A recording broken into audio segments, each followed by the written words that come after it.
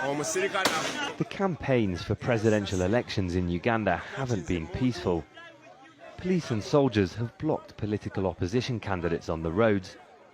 It's all been live streamed by online TVs like this channel on YouTube. The government's now written to YouTube's owner, Google, asking it to block 14 of the channels, accusing them of inciting violence. No accusations have been put before a court of law against the managers of these platforms. So government is simply writing to Google as a means of intimidating these managers of these YouTube channels and platforms as an attempt, a continued attempt to stifle the political opposition. All of the 14 channels are linked to pop star turned presidential candidate Bobi Wine. His supporters are young, they're at home online.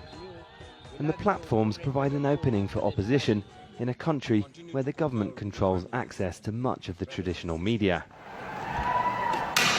Dozens of people were killed when police violently broke up demonstrators last month. It followed the arrest of Bobi Wine. Police said his rallies broke COVID rules. Opposition and rights groups say the government doesn't want Ugandans or the world to see what's happening. Police since announced that all journalists had to be vetted to be able to cover the elections. This will give a very clear distinction between genuine journalists and those that are ingenuine, and also help eliminate the propagation of rumors, disinformation, antagonistic discussions, which are likely to incite violence. Violence is something that journalists say they've suffered at the hands of the police. This cameraman was shot in the face with a rubber bullet. This reporter is among a group who say they were beaten by police last week. Police say they're investigating.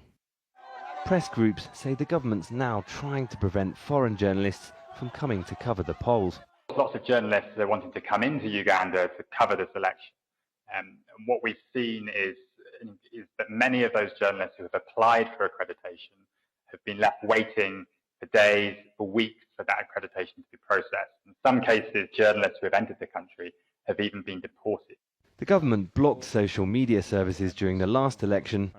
Google has said governments have to submit court orders for YouTube channels to be removed. So for now, the online TVs keep streaming. Malcolm Webb, Aljazeera.